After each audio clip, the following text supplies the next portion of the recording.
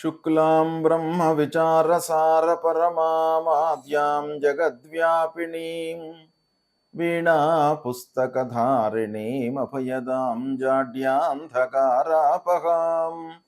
हस्ते स्फाटिकमालिकां विदधतीं पद्मासने संस्थितां वन्दे तां परमेश्वरीं भगवतीं बुद्धिप्रदां शारदां।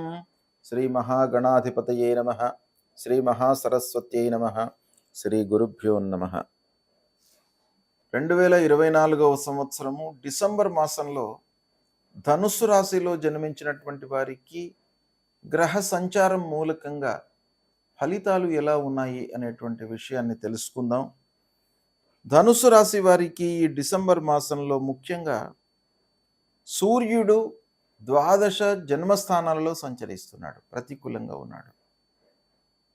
ఇక కుజుడు స్తంభించి కర్కాటక రాశిలో సంచరిస్తున్నాడు, అష్టమ స్థానంలో సంచరిస్తున్నాడు. అంటే కుజ భగవానుడి యొక్క అనుకూలత కూడాను లేదు. ఇక బుధుడు ద్వాదశ స్థానంలో సంచరిస్తున్నాడు, బుధుడు కూడాను ప్రతికూలంగా ఉన్నాడు. గురువు షష్టమ స్థానంలో సంచరిస్తున్నాడు, గురువు కూడాను ప్రతికూలంగా ఉన్నాడు. శుక్రుడు రెండో స్థానంలో సంచరిస్తున్నాడు, శుక్రుడు అనుకూలంగా ఉన్నాడు. శనైశ్చరుడు తృతీయ స్థానంలో సంచరిస్తున్నాడు, శని భగవానుడు అనుకూలంగా ఉన్నాడు. రాహువు అర్ధాష్టమ స్థానంలో ఉన్నాడు, కేతువు దశమ స్థానంలో ఉన్నాడు. రాహు కేతువులు కూడాను ప్రతికూలంగా ఉన్నారు. ఈ విధంగా గ్రహస్థితి చాలా గ్రహాలు, దాదాపు అన్ని గ్రహాలు కూడాను ప్రతికూలంగా ఉన్నాయి, శుక్రుడు శనైశ్చరుడు మినహాయించి. అంటే కొన్ని కార్నర్స్లో మంచి ఫలితాలు ఉన్నప్పటికీ ఎక్కువ గ్రహాలు ప్రతికూలంగా సంచరిస్తున్నాయి కనుక ఓవరాల్గా మనం సమిష్టిగా చూసినట్టయితే ప్రతికూలతనే ఎక్కువగా ఉంది.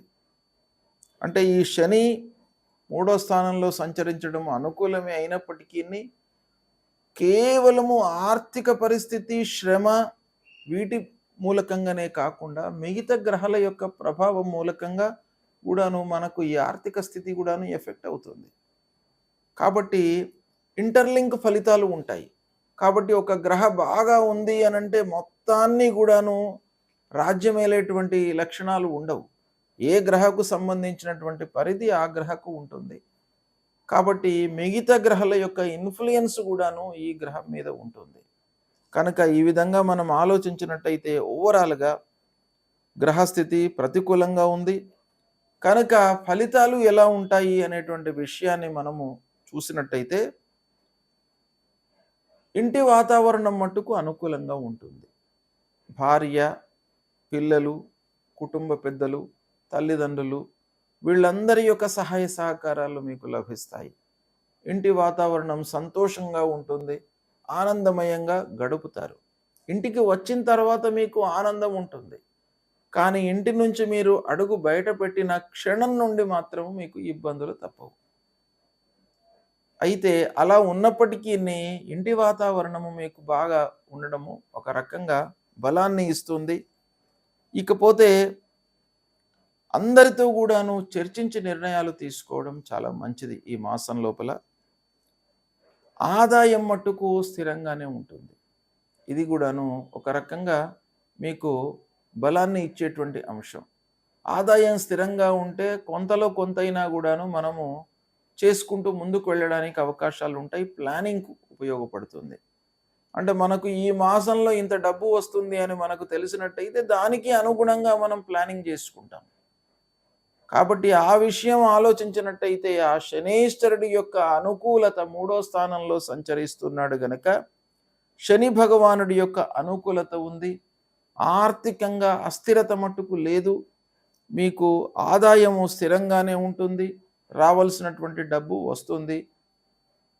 ఇకపోతే ఉద్యోగస్తుల విషయం ఆలోచించినట్టయితే ఉద్యోగము ఆల్రెడీ చేస్తున్నటువంటి వారు, గవర్నమెంట్ ఉద్యోగంలో చేస్తున్నటువంటి వాళ్ళు, తర్వాత కార్పొరేట్ సంస్థలలో పనిచేస్తున్నటువంటి వాళ్ళు, స్వయం వృత్తిలో ఉన్నటువంటి వాళ్ళు, వీళ్ళందరికీ కూడాను కొంత ఇబ్బందులు తప్పవు ఈ మాసం లోపల.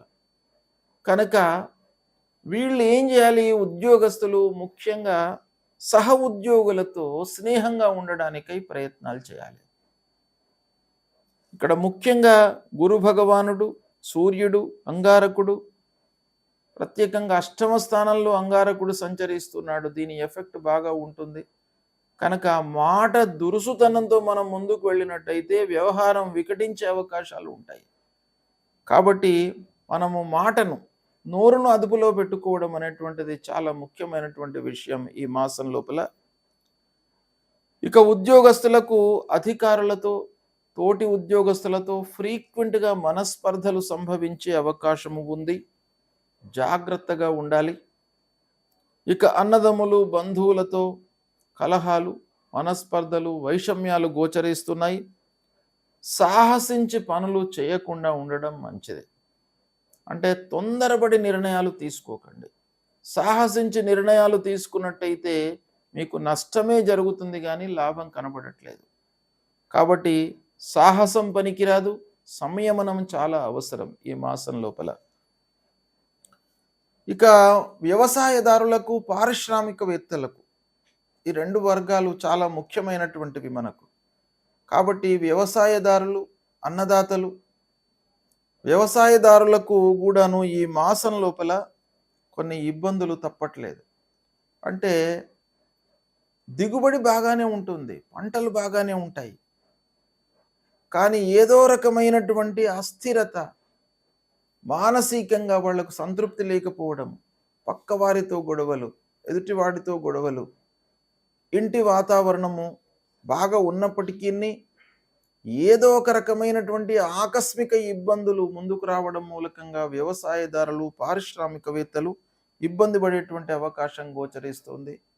ముఖ్యంగా కర్మాగారాలలో అనవసరమైనటువంటి రిపేర్లు ముందుకు రావడం మూలకంగా ఎక్స్పెండిచర్ పెరిగిపోయేటువంటి అవకాశాలు ఉన్నాయి.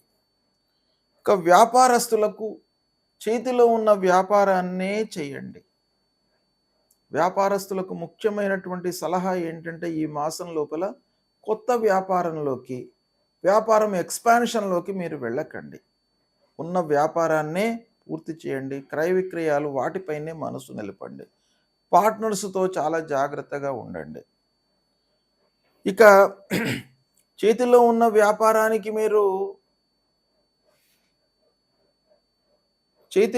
వ్యాపారాన్ని మట్టుకు మీరు చేసుకుంటా వెళ్ళినట్టయితే నష్టము ఉండదు, లాభదాయకంగానే ఉంటుంది. ప్రారంభించిన పనులలో ఆటంకాలు ఎదురయ్యే అవకాశాలు ఉన్నాయి.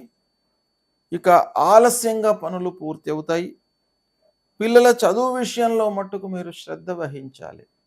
ధనుసు రాశిలో జన్మించినటువంటి వాళ్ళ యొక్క పిల్లల విషయం ఆలోచించినట్టయితే వాళ్ళ చదువుపై మీరు బాగా మనసు నిలపండి. ఓవర్లుక్ చేయకండి పిల్లలు ఏం చేస్తున్నారు, ఏం చదువుతున్నారు, ఎక్కడికి వెళుతున్నారు, ఎక్కడి నుంచి వస్తున్నారు, ఏమేం చేస్తున్నారు, వాళ్ళపైన మీరు ఫోకస్ పెట్టడం అనేటువంటిది చాలా అవసరం ఈ మాసం లోపల. పిల్లల విషయంలో మీరు ఇగ్నోర్ చేసినట్టయితే తర్వాత మీరు ఇబ్బంది పడతారు, బాధపడవలసినటువంటి పరిస్థితి వస్తుంది. కాబట్టి ముఖ్యంగా ధనుస్సు రాశిలో జన్మించినటువంటి వాళ్ళు వాళ్ళ పిల్లల విషయంలో బాగా ఆలోచించాలి. ఇక ధనుస్సు రాశిలో జన్మించినటువంటి వాళ్ళే పిల్లలు వాళ్ళ యొక్క చదువు విషయం మట్టుకు బాగానే కొనసాగుతుంది. హయ్యర్ ఎడ్యుకేషన్ కొరకు మీకు అవకాశాలు ఉన్నాయి. ప్రయాణాలలో ఆటంకాలు గోచరిస్తున్నాయి. తద్వారా అలసట, అనారోగ్యము, కాలయాపన, వృధా ఖర్చులు ఇవన్నీ కూడాను కలుగుతాయి. కాబట్టి ప్రయాణాలను అయినంత మట్టుకు మీరు వాయిదా వేసుకోండి. ఇక అనవసరమైనటువంటి ఆలోచనలకు స్వస్తి పలకండి. అంటే అనవసరమైనటువంటి ఆలోచనలు చేయకండి. ఏది అవసరము అనిపిస్తే, మనకు ఒక 6th సెన్స్ అనేటువంటిది ప్రతి మనిషికి కూడాను ఉంటుంది. ఇది అవసరము, ఇది అనవసరము, ఇది కార్యకార్య విచారణ అనేటువంటిది భగవంతుడు మనిషికే ఇచ్చాడు. కాబట్టి అది మీరు ఉపయోగించుకోండి. ఎంతో కొంత మీకు జ్ఞానం ఉంటుంది. దాన్ని మీరు అప్లై చేసినట్టయితే ఏ పని చేయాలి, ఏ పని చేయకూడదు అనేటువంటి విచక్షణ మీకు ఉంటుంది. దాన్ని అప్లై చేయండి. ఇగ్నోర్ చేసినట్టయితే ఇబ్బందులు తప్పవు. ఇక ఆర్థిక స్థితి అనుకూలంగా ఉన్నప్పటికీ చేసేటువంటి వృత్తి లోపల ఆటంకాలు, ఆలస్యము, అనుకున్న సమయంలో పూర్తి కాకపోవడం ఇవన్నీ కూడాను గోచరిస్తున్నాయి కాబట్టి ఒక ప్లానింగ్ వేసుకొని మీరు ముందుకు వెళ్ళడం చాలా అవసరం.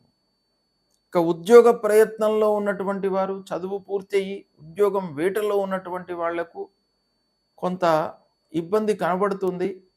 అయితే తాత్కాలికంగా ఏదో రకమైన ఉద్యోగంలో చేరే అవకాశం కూడాను ఒక పక్కన కనబడుతుంది. ఈ విధంగా ధనుస్సు రాశిలో జన్మించినటువంటి వారికి డిసెంబర్ మాసంలో మిశ్రమ ఫలితాలు ఉన్నాయి. కొన్నింటిలో చాలా ప్రతికూలంగా ఉన్నాయి. 1-2 విషయాలలో మీకు అనుకూలత కనబడుతుంది.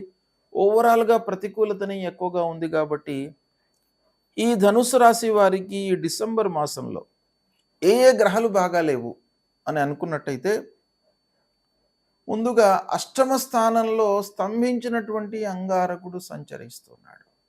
ఇది చాలా ప్రతికూలమైనటువంటిది కాబట్టి దీని మూలకంగా అనవసరమైనటువంటి విమర్శలకు గురయ్యే అవకాశాలు ఉన్నాయి.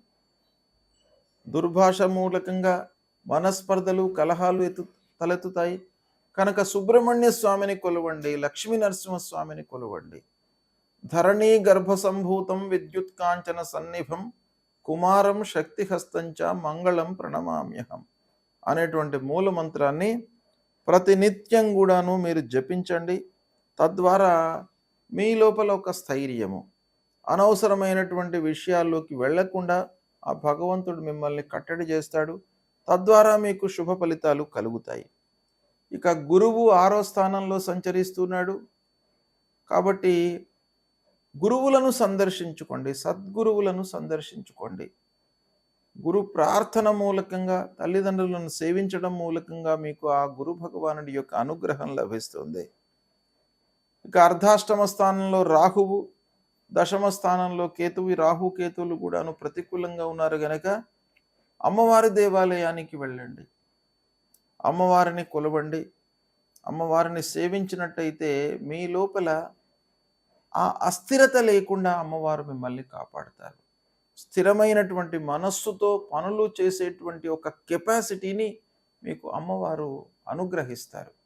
కాబట్టి దుర్గామాత దేవాలయానికి వెళ్ళండి, అమ్మవారిని సేవించండి. ఇవి చేసినట్టయితే మీకు తప్పకుండా శుభ ఫలితాలు కలుగుతాయి. శుభం.